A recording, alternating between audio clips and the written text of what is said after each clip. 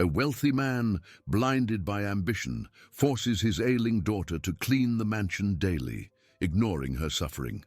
But a parrot, a silent witness to the neglect, begins to repeat phrases that expose the shocking truth about the young woman's health. The sun had barely peeked through the silk curtains of the Albuquerque mansion when the dragging sound of a damp cloth against marble echoed through the main hall. Sophia, 17 years old, with a body that seemed to have aged decades, moved with the painful slowness of someone carrying an invisible burden. Her brown hair, once vibrant, now hung dull over her thin shoulders, and her skin, which should have possessed the freshness of youth, displayed an almost translucent pallor. Every movement was an effort, every breath a muffled sigh. Her father, Mr. Albuquerque, a ruthless businessman with a cold gaze, descended the grand staircase, the aroma of his freshly brewed coffee and the sound of his firm footsteps filling the space. He barely glanced at his daughter, engrossed in his tablet, reviewing financial spreadsheets. "Sophia, the ballroom needs to be polished today. We have important guests tonight," he said, without looking up, his voice devoid of any warmth. Sophia merely nodded, unable to utter a word. Her throat was dry, and fatigue was a thick fog in her mind. She felt her legs tremble, but her father's order was an unquestionable law. In the corner of the living room, inside a golden cage that contrasted sharply with Sophia's suffering simplicity, sat Horatio, the African grey parrot. With grey feathers and a vibrant red tail, Horatio was the only being in the mansion who seemed to truly see Sophia. He observed the cruel routine, his intelligent eyes following the young woman's every hesitant step. As Sophia bent to pick up a heavy bucket, dizziness struck her. She staggered, leaning against the cold wall, her vision blurred for an instant. It was then that Horatio, who usually mimicked the telephone's ring or the housekeeper's shrill laugh, uttered a phrase with disturbing clarity. "Where's my medicine? I'm weak." Mr. Albuquerque, who was about to leave for his office, stopped abruptly.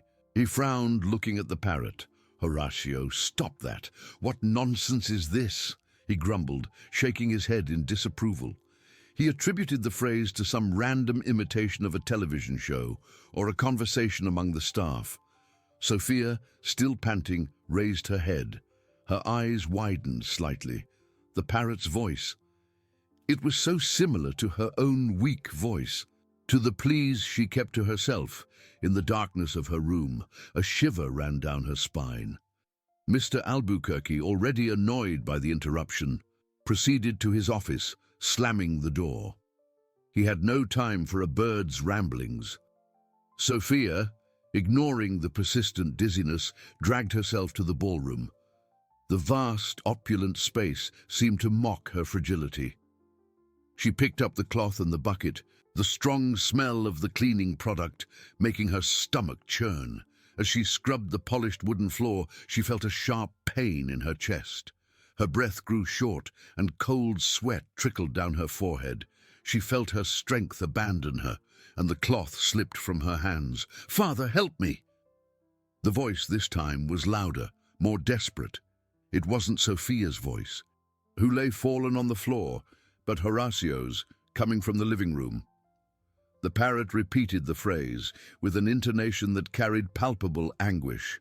The sound pierced through the closed door of Mr. Albuquerque's office. He stopped typing, his brow furrowed in confusion. It wasn't the first time Horatio had spoken, but those phrases, they were strangely specific, laden with an emotion he couldn't entirely ignore. He tried to convince himself it was just a coincidence, a trick of the mind. But the image of Sophia, pale and fragile, sweeping the hall, suddenly imposed itself on his mind, more vivid than he would have liked. A pang of discomfort, small and incipient, began to form in his chest. Mr. Albuquerque tried to concentrate on the numbers on his screen, but the parrot's words echoed in his mind like a discordant bell. "Father, help me!" It wasn't Sophia's voice, he knew, but the intonation, the plea. It was disturbingly real. He shook his head, annoyed with himself for allowing a mere bird to distract him. It was the stress of business, the constant pressure, nothing more. He stood up, walked to the office window, observing the impeccable garden. The mansion was a monument to his wealth, a testament to his success. Sophia was a detail, a responsibility he delegated. He paid for the best doctors, the best housekeeper. She should be fine, right? A faint, almost inaudible groan coming from the ballroom pierced through the semi-open office door. Mr. Albuquerque froze. It was Sophia. He approached the door, hesitant, and peeked through the crack. Sophia was sitting on the cold floor, leaning against one of the velvet chairs, her face pale and sweaty. The cleaning bucket was overturned and the cloth lay beside her. She trembled slightly, her lips dry and cracked. "Where's my medicine? I'm weak." Horacio's voice, now louder and more insistent, cut through the heavy silence. Mr. Albuquerque recoiled a step, his heart leaping. It wasn't a random imitation. It was a precise repetition of what the parrot had said before. And now, with Sophia visibly debilitated, the phrase gained a sinister weight. He opened the office door and walked to the living room where Horacio watched him with intelligent eyes. "Horacio, stop that!" he ordered, his voice harsher than he intended. The parrot tilted its head, as if challenging him. "Father, help me. Where's my medicine?" Horacio repeated, this time joining the two phrases with a clarity that sent a chill down Mr. Albuquerque's spine. He looked towards the ballroom, where Sophia still lay fallen.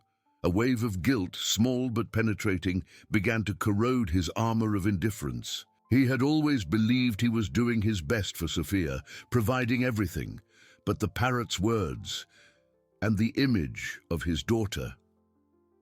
"What do you mean by medicine?" he murmured to the parrot, almost as if expecting a coherent answer. Horacio merely blinked and then, with an intonation that seemed to imitate a lament, said, "I'm in pain. I can't take it anymore." Mr. Albuquerque felt a knot in his throat. That was Sophia's voice, the voice he rarely heard, as she almost never complained. He remembered the few times she had tried to speak about her tiredness, about the pain, and how he had always interrupted her, telling her to be strong, that life was for the strong. He approached Sophia, who was now trying to stand, leaning on the chair. She looked exhausted, every movement a battle. Her eyes, meeting his, were a mixture of surprise and shame. "Sophia, what's happening?" he asked, his voice less firm than usual. She didn't answer, merely coughed weakly, covering her mouth with her hand. Mr. Albuquerque noticed her extreme pallor, the thin layer of sweat on her forehead. She wasn't just tired, she was sick. "She needs her medicine. Father, help me." Horacio cried again, this time with an urgency that could not be ignored. Mr. Albuquerque felt a shock. The parrot wasn't just repeating random phrases, it was communicating. It was exposing a truth that Mr. Albuquerque had conveniently ignored: Sophia's medication. He had instructed the housekeeper to administer it. But did he truly know if it was being administered? Did he care enough to check? A cold rage began to bubble within him, but it wasn't directed at the parrot. It was directed at himself. He had become blind, deaf. Ambition had consumed his humanity. He looked at Sophia, who was now clinging to the chair, her knees buckling. "Sophia, where is your medicine?" he asked, his voice choked with an emotion he didn't recognize. Sophia looked at him with wide eyes, as if the question were a shock. She opened her mouth to answer, but only a weak sigh escaped. The truth, cruel and undeniable, began to unfold before Mr. Albuquerque's eyes, driven by the persistent words of a parrot and the devastating sight of his own daughter. He had to confront what he had neglected. Mr. Albuquerque felt the ground give way beneath his feet. "Sophia, where is your medicine?" he asked again, his voice choked with an urgency he hadn't felt in years.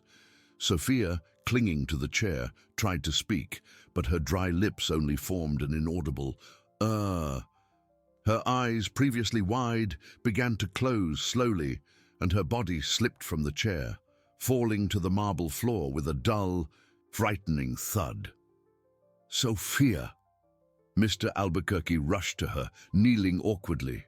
He touched her forehead, which was feverish and damp, and panic, a strange and suffocating emotion, began to tighten his chest. He looked around, desperate, not knowing what to do. His daughter was unconscious and he was paralyzed. There isn't any! There isn't any! Where's the medicine?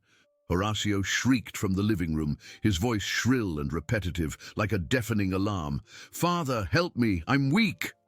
Where is the medicine, Horacio? Where? Mr. Albuquerque asked the parrot, his voice hoarse and disoriented, as if the bird could truly guide him. He stood up, his mind spinning in a spiral of confusion and guilt.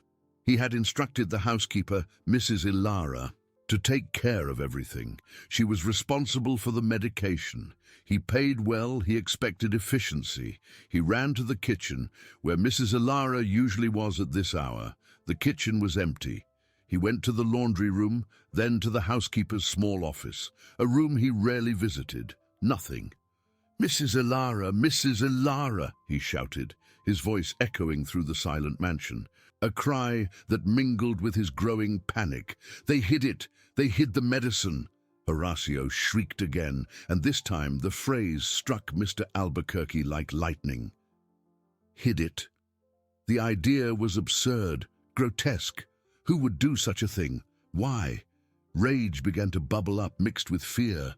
He returned to the living room, where Sophia lay on the floor, pale and motionless. Her lips parted in a silent sigh. The parrot watched him, its intelligent black eyes seeming to pierce his soul, demanding an answer. Where? Where did they hide it, Horacio? He asked, his voice now a desperate, almost pleading whisper. Horacio tilted its head, and then, with a chilling clarity that made the hairs on Mr. Albuquerque's arm stand on end, said, Drawer. Ilara's drawer. It's not there. The housekeeper. A chill ran down Mr. Albuquerque's spine, colder than the marble beneath his feet. He rushed back to Mrs. Ilara's office. He opened the first drawer, then the second, rummaging through papers and personal items with an uncharacteristic ferocity. Nothing. In the third drawer, beneath a pile of meticulously organized receipts and bills, he found a small, familiar wooden box. He opened it. It was empty. It was the box that should have contained Sophia's medicine. He vaguely remembered seeing it before in her room, but there was no medicine. Only a folded note, with his name on the front. With hands trembling uncontrollably, he unfolded the note.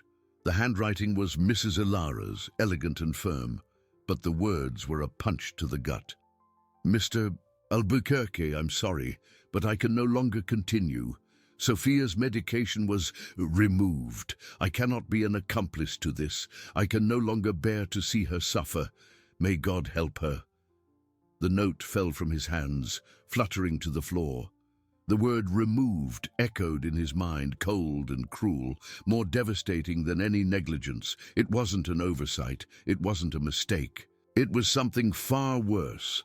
Someone had taken his daughter's medicine, and Mrs. Ilara had fled, unable to bear the weight of guilt or fear.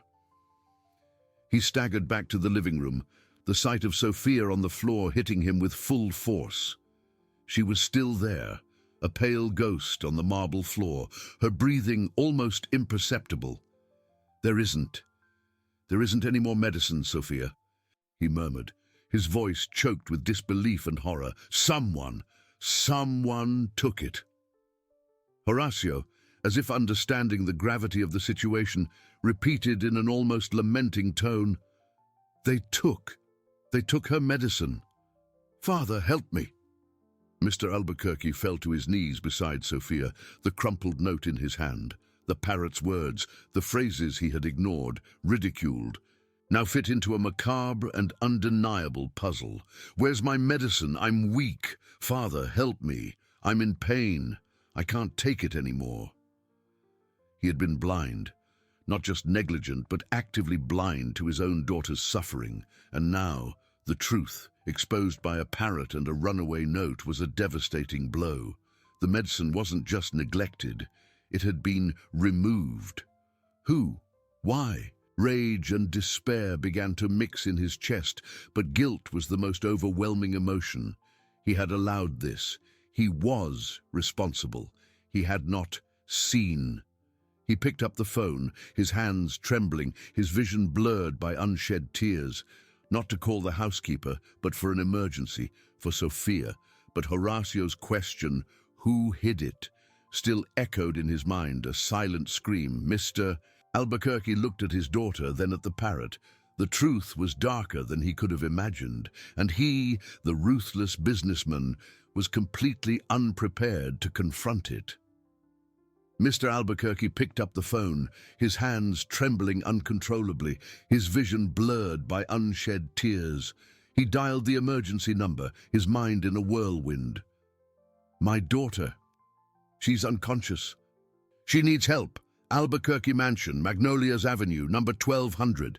His voice came out hoarse, almost unrecognizable, a stark contrast to the authoritative tone he used in business. He knelt again beside Sophia, caressing her pale face. Hold on, my daughter. Daddy's here. Help is coming. The words sounded hollow even to himself. Where had he been all this time? Horacio from the living room repeated with disturbing clarity. They took her medicine. Father, help me. The parrot's phrase, once an annoyance, was now an echo of his own guilt, a cry of warning he had ignored for so long. Mrs. Ilara's note, crumpled in his hand, seemed to burn. Sophia's medication was removed.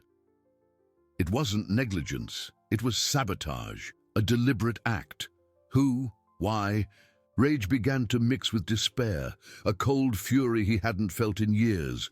Minutes stretched into hours. The distant sound of a siren, breaking the oppressive silence of the mansion, was both a relief and a reminder of the situation's gravity. He rushed to the main door, opening it even before the ambulance stopped at the entrance. 2 paramedics entered hastily, their faces serious and efficient. Where is the patient? One of them asked, already with the emergency kit in hand. Here, in the living room. Mr. Albuquerque guided them, pointing to Sophia, who still lay motionless on the marble floor. The paramedics acted quickly, checking her vital signs, applying oxygen. She has a high fever and is dehydrated. She appears to be in shock. Is there a history of any chronic illness? Mr. Albuquerque swallowed hard. Yes, she has a rare condition that requires continuous medication. But the medicine is gone. He felt a profound shame admitting this, as if confessing his own monumental failure. Gone. The paramedic looked at him with a raised eyebrow, but there was no time for questions. They placed her on a stretcher, their movements precise and urgent. We need to take her to the hospital immediately. She's very weak. As they carried her away, Mr. Albuquerque followed, his eyes fixed on his daughter's pale face. Horacio, from the living room, let out one last cry. Where's my medicine? I'm weak. The parrot's voice sounded like a lament, an epitaph for the indifference that had dominated that house. On the way to the hospital, Mr. Albuquerque sat in the back of the ambulance, holding Sophia's hand, which was cold and limp.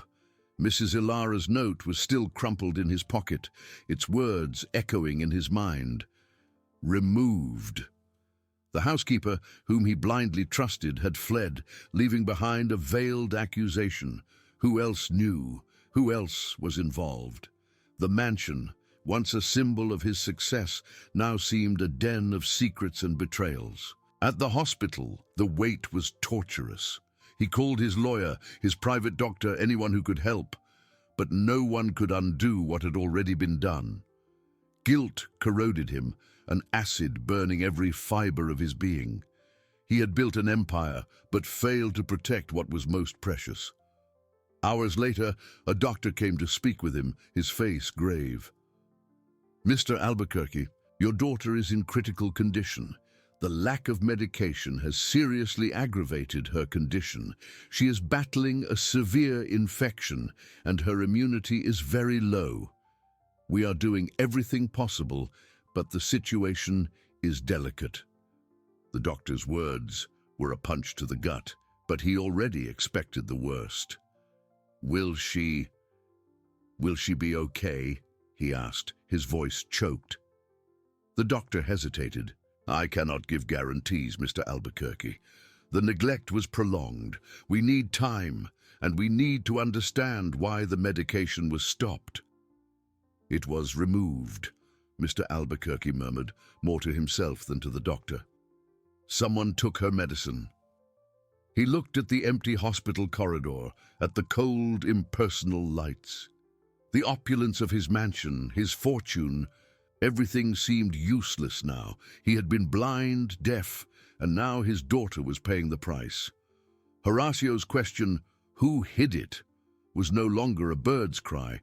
It was a challenge, a demand for justice that he was finally ready to meet. He needed to find out who had done this and why. "I cannot give guarantees."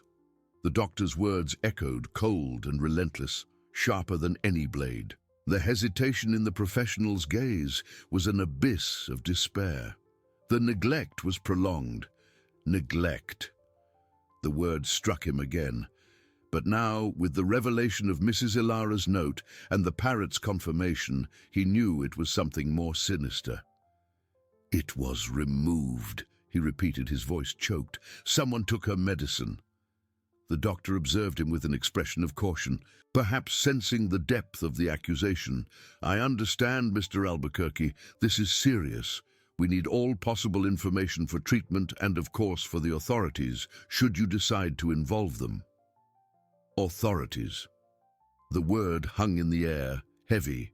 Mr. Albuquerque, a man who had always controlled everything, felt powerless. His daughter, his only daughter, was on the verge of death due to a deliberate act. The image of Sophia, pale and fragile, fighting for her life in some hospital room, burned in his mind. He had been blind, deaf, and now the truth was a relentless hammer. He stepped away from the doctor, staggering slightly, and sat in one of the cold chairs in the corridor. The luxury of his mansion, his fortune, his businesses, all seemed a useless farce in the face of Sophia's fragile life.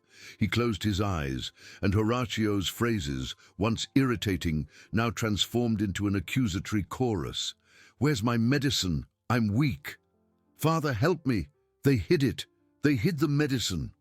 The parrot, a simple bird, had tried to warn him, and he, in his arrogance and blindness, had ignored it. Guilt was a poison spreading through his veins, but alongside it, a cold, calculating rage began to bubble. Who would have the cruelty to take a sick child's medicine? Mrs. Ilara had fled, leaving a trail of suspicion. But would she act alone?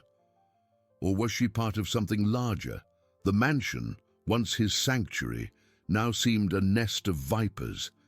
He picked up his cell phone again, not to call his lawyer or private doctor to solve the situation with money, but with a new determination. He dialed the number of a contact he kept for extreme situations, a renowned private detective, known for his discretion and efficiency. "Mr. Valerio," he said, his voice tense, but with a steely edge that hadn't been heard in a long time. "I need your services. Urgent. It's about my daughter, Sophia, and about someone who removed her medication." He explained the situation in concise terms, omitting the part about the parrot, which would sound absurd. The housekeeper's flight, the note, Sophia's critical condition. On the other end of the line, Valerio listened in silence, asking pointed questions. "I understand, Mr. Albuquerque. This seems like a complex and delicate case. I will start immediately. I need access to your property, to Mrs. Ilara, if we can locate her, and to anyone who might have had contact with your daughter's medication." "You will have access to everything," Mr. Albuquerque replied, his voice laden with a grim promise. "Find who did this, Valerio. no matter the cost, no matter who it is. He hung up, feeling a minuscule weight lift from his shoulders, replaced by a new and heavy responsibility. It was no longer just about Sophia's health, but about justice. He had failed to protect her, but he would not fail to find the culprit. He returned to the waiting area, where the hospital's cold light seemed to amplify his solitude. He looked at the door of Sophia's room, a silent promise in his eyes. He would find out. He would make whoever was responsible pay, and above all, he would do the impossible for Sophia to recover. The journey to truth and redemption had just begun. Mr. Albuquerque remained seated in the cold hospital corridor for a few more minutes, his cell phone still in his hand, the echo of Valerio's voice in his ears. The promise of justice, though heavy, was the only thread of hope he could cling to. He stood up, the stiffness in his muscles reflecting the tension in his soul, and cast one last look at the closed door of Sophia's room. "I will find out, my daughter," he whispered, a solemn promise he knew he would have to keep. The return to the mansion was a dive into an oppressive silence. The lights were on, but the house seemed deserted, a mausoleum of marble and empty luxury. His every step echoed on the polished floors, amplifying Sophia's absence and Mrs. Ilara's flight. The opulence that once comforted him now seemed an affront, a glaring reminder of his distorted priorities and his blindness. He approached Horacio's cage, his hand outstretched but hesitated before touching the cold bars. "I'm here, Horacio," he said, his voice hoarse, almost a whisper. "I'm here now, and I will find out." The parrot tilted its head, as if understanding the change in its owner's tone, and remained silent, a rare occurrence. It wasn't long before Valerio arrived, a middle-aged man with a serious demeanor and eyes that seemed to see everything. He exuded an aura of discreet competence. He asked no unnecessary questions, merely observed the surroundings and Mr. Albuquerque with professional calm that bordered on coldness.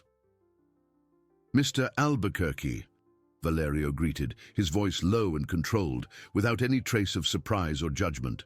"I understand the urgency." "With everything," Mr. Albuquerque replied, gesturing vaguely at the vastness of the mansion. His voice, though still tense, carried a new firmness. "Mrs. Ilara, the housekeeper, fled. She left a note suggesting the medicine was removed. That is the starting point. We'll start with Mrs. Ilara. We'll try to locate her. Meanwhile, I need a complete list of all household staff, including gardeners, security guards, cooks, cleaners, and anyone who had regular contact with your daughter or with the area where the medication was kept." He barely knew the names of some of his oldest employees, much less the details of their routines. My secretary has all the records. I can ask her to send them immediately," he stammered, shame burning on his face. "Excellent," Valerio said without apparent judgment, just efficiency. "Now, if you could guide me to Miss Sophia's room and where the medication was stored." As they ascended the grand staircase, Mr. Albuquerque realized how strange it was to be there with a stranger, investigating his own home, a place he considered his sanctuary. He led him to Sophia's room, a room he rarely visited, and guilt struck him again. It was a large room, but surprisingly simple by the mansion's standards, with few personal touches, almost sterile. Valerio opened closets, drawers, checked the bathroom, without touching anything unnecessarily. "Was the medication kept here?" Valerio asked, pointing to a small dresser beside the bed, which seemed to have been the designated spot. "Yes," Mr. Albuquerque confirmed, his voice choked. "Mrs. Ilara was responsible for administering and storing them." Valerio ran his fingertips over the surface. "There are no signs of forced entry," he observed, more to himself than to Mr. Albuquerque. "This suggests that whoever took them had access or a key, or that the removal was done in a way that left no visible traces." They moved to Mr. Albuquerque's office, where he kept important documents and had access to the security systems. "We need to check who entered and left the property in the last few days, and who had access to the internal areas, especially those leading to Miss Sophia's room." As Valerio worked with the calm of a surgeon, Mr. Albuquerque watched, a new and painful perspective opening before him. He had built impenetrable security walls around his fortune, but he had left his daughter vulnerable within his own home, surrounded by people he barely knew. The hunt had truly begun, and Mr. Albuquerque knew there would be no peace until the truth was unearthed and justice finally served. In the office, the air was heavy with the tension of the investigation. Valerio, with the concentration of a surgeon, manipulated the keyboard and mouse, making the monitors display grainy images from the mansion's security cameras. Mr. Albuquerque sat in his leather armchair, his posture rigid, his eyes fixed on the screen, where the life of his house unfolded in black and white, at an accelerated speed. "Let's start with the last 48 hours, Valerio announced, his voice monotonous as the image of the main gate quickly passed. "We'll focus on entries and exits, and then on internal access points, especially the corridors leading to Miss Sophia's room and the area where the medication was kept." Mr. Albuquerque nodded, his throat dry. Every second that passed on the screen was a reminder of the time he had lost, the time his daughter had suffered under his own roof while he was occupied with his empires. Guilt was a physical weight, tightening his chest. Valerio sped up the footage, occasionally pausing to review a specific moment. The staff's routine passed before their eyes. Gardeners, cleaners, cooks, security guards, all seemed to perform their duties with habitual indifference. But Mr. Albuquerque now viewed each face with a new distrust, a paranoia that was once unthinkable. "Here," Valerio suddenly said, pausing the recording on an image of Mrs. Ilara. It was from the corridor leading to Sophia's room the previous afternoon. The housekeeper walked hurriedly, a large bag slung over her shoulder, something unusual for her routine inside the house. She seemed nervous, looking back a few times. "She's leaving Miss Sophia's room corridor, and she looks agitated." Mr. Albuquerque leaned forward, his eyes narrowed. "She has a bag. She never used that bag inside the house." Valerio made a note. "Interesting. Now, let's go back a bit further, to the morning. We need to see if she was in Miss Sophia's room or near the medicine dresser." They fast-forwarded and rewound, Valerio's patience contrasting with Mr. Albuquerque's growing impatience. He wanted answers. He wanted the truth, but the process was slow, meticulous. The images were many, the details subtle. Finally, Valerio found what he was looking for. Mrs. Ilara, in the morning, entering Sophia's room. She wasn't carrying the bag. She approached the dresser, opened the drawer where the medicine was kept. Mr. Albuquerque held his breath. The image was clear enough to see her movements. She took something, but it didn't seem to be the entire medicine box. She put something in her apron pocket and closed the drawer. Her movements were quick, almost furtive. "She took something," Mr. Albuquerque whispered, his voice laden with growing fury. "She took something and hid it." Valerio didn't answer immediately. He rewound the scene, playing it in slow motion. "She took a small vial or a blister pack, not the main box, and she did it very discreetly, as if she didn't want to be seen." He paused the image at the exact moment Ilara's hand was inside the drawer. This aligns with the absence of forced entry. She had access, and it appears she was removing the medication in small quantities, not all at once. The revelation struck Mr. Albuquerque like lightning. It wasn't just negligence, it was a deliberate, calculated act. But why, and what did she do with the medicine? Horacio's phrase, "Who hid it?" echoed in his mind, now with a face. "Continue the search for her," Mr. Albuquerque ordered, his voice low but firm, a tone Valerio recognized as that of a man who had made an irreversible decision. "Find her, and find out what she did with my daughter's medicine." Valerio nodded, already typing on the keyboard. "I've already activated the field team, but the fact that she took small quantities suggests a pattern, Mr. Albuquerque. It wasn't an impulsive theft. There might be more people involved, or a more complex motive." Mr. Albuquerque closed his eyes for an instant. The image of a weak Sophia and Ilara's furtive face mingling in his mind. He had entrusted his daughter's life to this woman, and she had betrayed her. The hunt was no longer just for answers, but for vengeance, and he would not rest until every piece of this cruel puzzle was fitted together.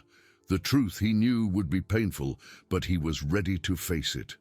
Suddenly, a sharp, familiar sound cut the tense silence of the office. "Medicine gone, gone!" Horatio the parrot repeated from his cage in the next room, as if he had followed the discovery. Mr. Albuquerque shuddered, the bird's voice adding a layer of horror to his fury. The confirmation coming from such an unexpected source solidified his determination. He stood up, walking to the window, observing the vast property that once brought him so much pride, now stained by betrayal. "Find her, Valerio," he repeated, his voice laden with a grim promise. "And when you find her, I want to know everything, every detail. Who helped her, if anyone did, and why?" Mr. Albuquerque turned from the window, his gaze now fixed on Valerio, a cold, hard glint in his eyes that Valerio rarely saw, reserved for the cruelest moments of the business world. But now it was personal. It was his daughter. "Valerio, I want you to mobilize all resources, no matter the cost. I want Ilara found and brought back, and I want every employee investigated, every single one. No one leaves this house without being questioned. No one." Valerio nodded, the seriousness of the order weighing on him. "Understood, Mr. Albuquerque. I'm already activating our network of contacts. She shouldn't have gone far. And as for the employees, I'll start organizing the interrogations discreetly so as not to cause panic." "Discreetly?" Mr. Albuquerque scoffed, a bitter laugh escaping him. "There's no more discretion, Valerio. My daughter is sick because someone I trusted was slowly poisoning her, stealing her chance at recovery. I don't care about panic. I want the truth, and I want justice." He turned to the door, a new urgency propelling him. "While you do that, I'm going to see Sophia. I need to make sure she's being cared for now, and I need to talk to her." The idea of confronting Sophia with the truth, or even just being near her, knowing what he had allowed to happen, was torment. Valerio watched the millionaire leave the office, the imposing figure now bent under the weight of guilt and rage. He knew the task would be arduous. Ilara was a cunning woman, and the motive behind her actions could be deeper than a simple theft. In the corridor, Mr. Albuquerque heard Horatio again. "Father, help me. I'm weak." The parrot's voice was a ghostly echo of Sophia's pain, a constant accusation. He clenched his fists, the image of Ilara furtively taking the medicine repeating in his mind. He climbed the stairs, each step a torture. Upon reaching Sophia's floor, the nurse, Mrs. Lucia, was leaving her room with a worried expression. "Mr. Albuquerque," Lucia said, surprised to see him. "Sophia, she's a bit agitated. She had a coughing fit and is having trouble breathing. I've already administered oxygen and am monitoring her." Mr. Albuquerque's heart tightened. "May I see her?" "Yes, of course, but try not to excite her too much. She needs rest." He entered the room, the air heavy with the smell of antiseptics and the fragility of life. Sophia lay, pale, her eyes half closed. An oxygen mask covered her face, and the soft sound of the machine filled the silence. He approached the bed, his heart beating erratically. "Sophia, my daughter," he whispered, his voice choked. He took her hand. which was cold and fragile. She opened her eyes slowly, a glint of recognition and weariness in them. "Father." Her voice was a thread, almost inaudible. I don't feel well." Those words, so simple and so devastating, broke the last shred of his composure. He knelt beside the bed, tears finally streaming down his face. "I know, my love, I know. Forgive me, I failed you." He couldn't tell her about Ilara yet, not while she was so weak, but guilt corroded him. He had promised to protect her, and he had failed miserably. Meanwhile, Valerio was already in action. He called his external security team, giving orders to locate Ilara, check traffic cameras, taxi records, anything. She couldn't have just vanished into thin air. He began reviewing employee access logs, cross-referencing information with the times Sophia's medication should have been administered. Ilara's absence from the house was notable. She had left the day before, after her afternoon shift, and had not returned. Valerio made a call to Ilara's cell phone. It went to voicemail. He tried the landline she had provided as an emergency contact. A female voice answered, but it wasn't Ilara. It was her sister, who seemed surprised and a little nervous to hear Mr. Albuquerque's name. "Ilara, she's not here, sir. She said she was traveling to visit a cousin in the countryside. She left her bags and everything. I don't know when she'll be back." Valerio noted the information, feeling a chill. Traveling? She didn't inform anyone at the mansion about this. Oh, she said she would inform them, but she was in a hurry. Her cousin wasn't well. The sister's voice sounded evasive. "Madam, it's urgent that I speak with her. Miss Sophia's life depends on it. Do you have that cousin's contact or address?"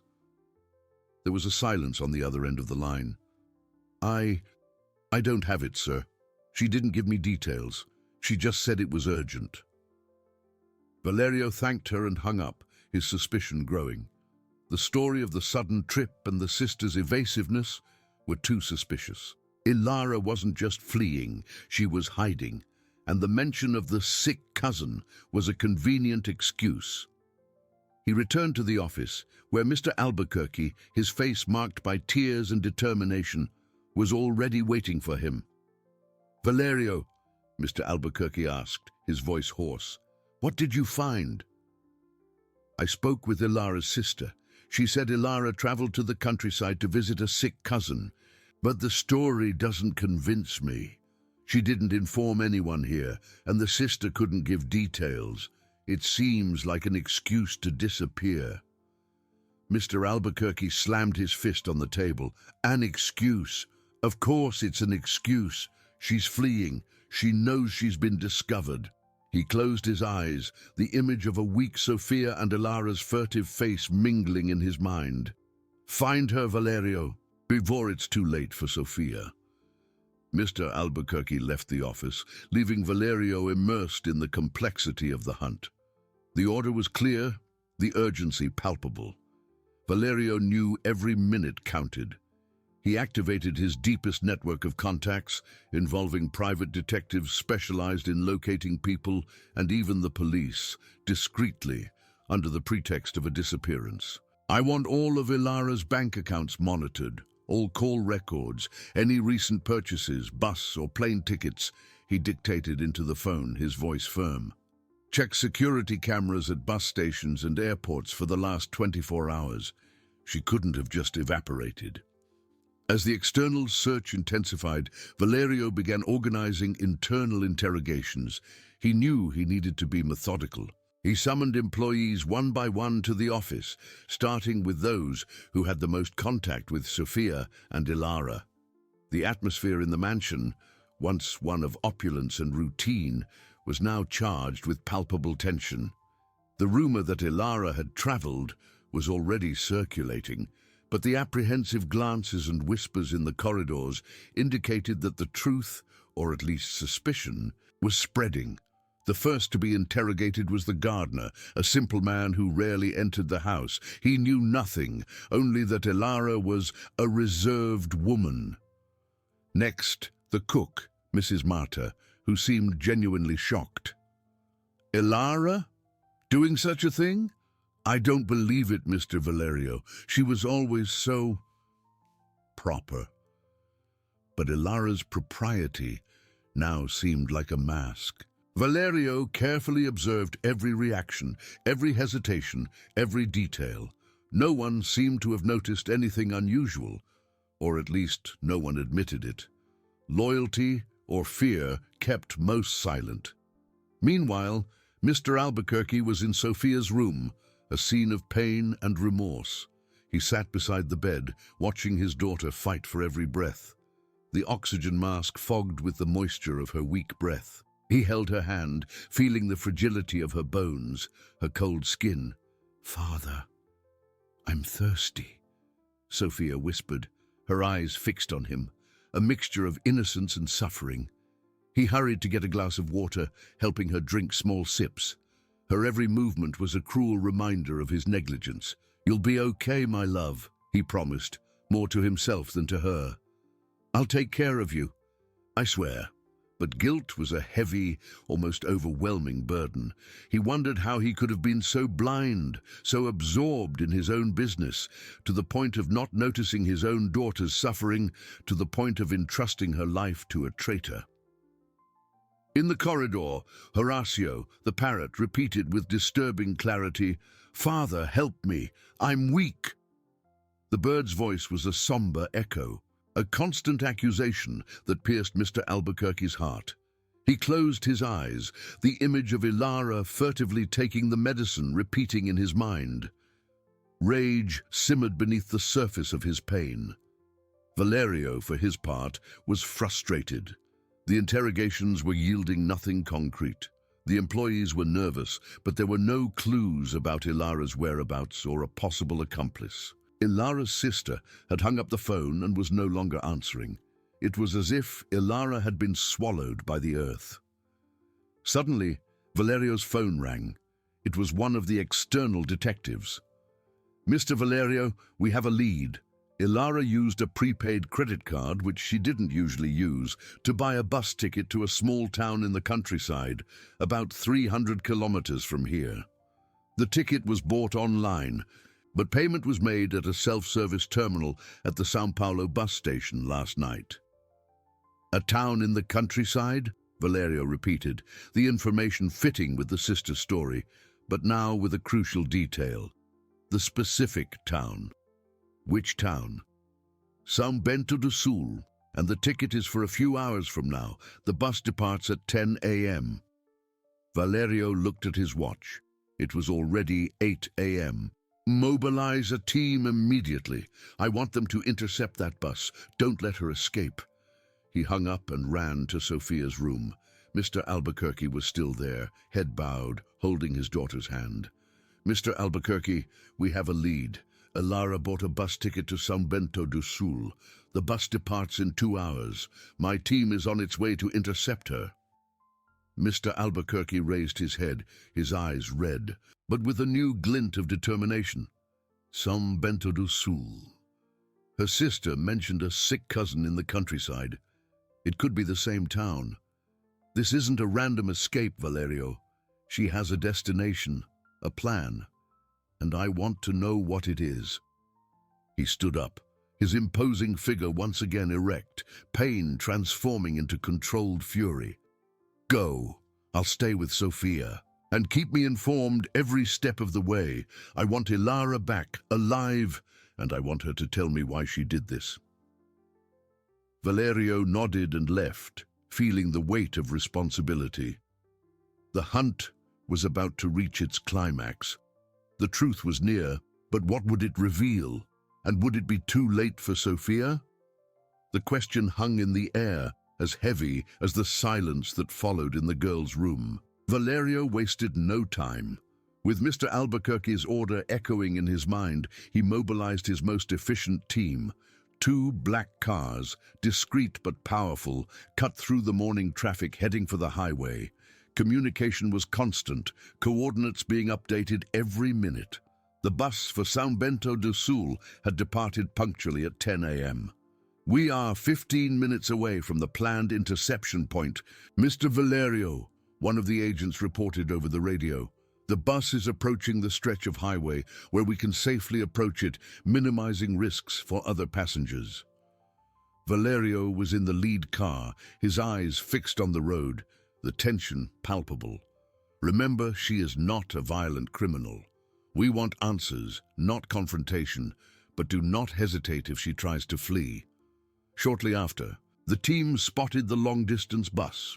It was a common vehicle, blue and white, blending into the highway landscape. Valerio's cars positioned themselves strategically. One overtook the bus and forced it to reduce speed, while the other positioned itself behind, blocking any attempt to turn back. The bus driver, caught by surprise, braked abruptly, causing some passengers to complain. Two agents, identified with Mr. Albuquerque's private security vests, boarded the bus. Valerio followed them, his imposing presence filling the narrow aisle.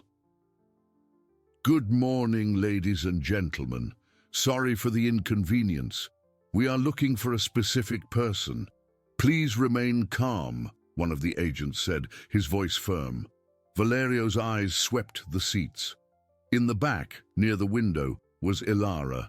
She wore a cap and dark sunglasses, trying to disguise herself, but her tense posture and almost imperceptible body movement gave her away. Her eyes, from behind the dark lenses, met Valerio's. A shock of recognition and panic crossed her face. "Ilara," Valerio called, his voice low but laden with authority. "We need to talk." She tried to shrink further into her seat as if she could disappear. I don't know what you're talking about," she stammered, her voice trembling. "I'm going to visit my cousin." Valerio approached, pulling the dark sunglasses from her face.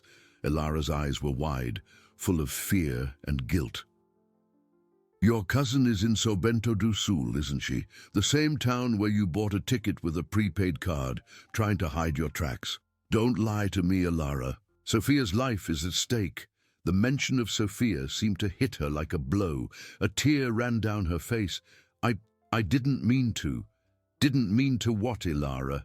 Leave a sick girl without her medicine. Come on. You're coming with us. Now." The agents helped her stand. Ilara didn't resist, appearing defeated. She picked up a small backpack from the overhead compartment and descended from the bus, under the curious and confused stares of the other passengers. Valerio led her to one of the cars, where she was seated in the back between two agents. "To the mansion. Mr. Albuquerque wants to see her," Valerio ordered before making a call. Mr. Albuquerque was beside Sophia's bed. The girl slept, exhausted, her breathing still weak. He held her hand, his heart heavy. The sound of the Parrot Horacio in the corridor was a constant lament. "Where's my medicine? I'm weak." The phone rang, startling him. It was Valerio. "Mr. Albuquerque, we found her. Ilara is in our custody. We are on our way to the mansion." A mixture of relief and fury overcame Mr. Albuquerque. "Excellent, Valerio. Bring her to my office, and I want her to be alone with me, no one else." "Sir, perhaps it would be better to have someone present," Valerio began, concerned about his employer's reaction. "I said alone, Valerio. I have questions only she can answer, and I want the answers." Mr. Albuquerque's voice was cold and relentless. Valerio sighed, even knowing Mr. Albuquerque couldn't see him. "As you wish, sir. We'll arrive in about an hour." He hung up, his gaze fixed on Sophia. Guilt still corroded him, but now there was a flame of determination in his eyes. He needed to understand. He needed to know why. Why would Ilara, someone he had trusted, do something so cruel? For his daughter, he would do anything. He kissed Sophia's forehead and left the room with firm steps, to await Ilara's arrival. The final confrontation was about to happen.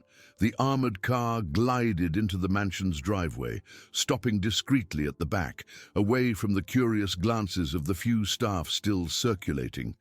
Ilara was escorted from the vehicle, flanked by two agents. Her shoulders were slumped, her cap and dark sunglasses had been removed, revealing a pale face swollen with tears. She looked like a shadow of the haughty woman she once was. Valerio led her through the service corridors, the silence of the house amplifying the sound of their own footsteps. The atmosphere was heavy, foreshadowing the approaching storm. As they passed near the living room, the sharp, repetitive sound of Horatio the parrot cut through the air. "Father, help me! I'm weak!" Ilara shuddered, her eyes closing in a grimace of pain and guilt. They reached the door of Mr. Albuquerque's office. Valerio stopped, turning to Ilara. "He's waiting, and he wants you alone." There was a warning tone in his voice, a caution about the fury that awaited her. Ilara merely nodded, her lips trembling. Valerio opened the door and gestured for her to enter. The office was a sanctuary of luxury and power, with dark wooden bookshelves, a vast mahogany desk, and a panoramic view of the estate. Mr. Albuquerque stood with his back to the window, his imposing figure casting a long, menacing shadow. His eyes, once red with pain, now burned with a cold, calculating intensity. Ilara hesitated on the threshold, feeling the weight of his gaze. Valerio closed the door behind her, sealing her in the confrontation. The silence that followed was deafening, broken only by Ilara's ragged breathing. "Sit down, Ilara," Mr. Albuquerque said, his voice low but laden with an authority that made Ilara flinch. She obeyed, sitting in the leather chair opposite the desk, her hands clasped in her lap. He walked slowly to the desk, resting his hands on the polished surface. "I trusted you, Ilara. I entrusted my daughter's life to you, and you betrayed me in the worst possible way." He paused, his eyes fixed on her. "Why? Why did you do this?" Ilara raised her tear-filled eyes. I didn't mean to, sir. I swear. Didn't mean to." Mr. Albuquerque's voice rose a tone, his fury beginning to show. "Sophia is dying, Ilara. Dying because you hid her medicine, because you let her waste away. What did you hope to gain from this?" His words were like whips. Ilara began to cry, tears streaming freely down her face. "I was desperate, sir. My cousin. She's very sick. She needed expensive surgery, and I had no way to pay. I asked for an advance, but you said it wasn't the right time. And that justifies what, Ilara? Condemning an innocent child to death?" Mr. Albuquerque slammed his hand on the desk, making Ilara jump. "Do you think my daughter's life is worth less than the money you needed? Do you think I wouldn't have helped if you had been honest?" "It's not just that," Ilara cried, her voice choked, her weakness transforming into a desperate outburst. "I worked for you for years. I dedicated my life to this house, to your family. And what did I get in return? Crumbs. While you lived in opulence, I saw my family suffer. I saw Sophia sick, and you. You were always too busy to notice, to truly take care of her." Ilara's words hit Mr. Albuquerque like a punch. The accusation of neglect, coming from someone he considered a traitor, was a double blow. He remembered the parrot's words, his own blindness. Someone offered me money," Ilara continued, her voice now lower, but laden with deep bitterness. "They said that if Sophia got worse, I would be rewarded, that you, in your desperation, would pay anything to save her. I thought it would be a way to get the money and at the same time, perhaps you would realize how much attention she needed, that it wasn't just money she needed." Mr. Albuquerque staggered back, his hand on his chest. The revelation was a poison spreading through his veins. It wasn't just the betrayal, but the cruel truth behind it. Ilara had exploited his own negligence, his own detachment, to orchestrate such a heinous plan. She had gambled on his lack of attention, on his blindness. "Who, Ilara? Who offered you this money?"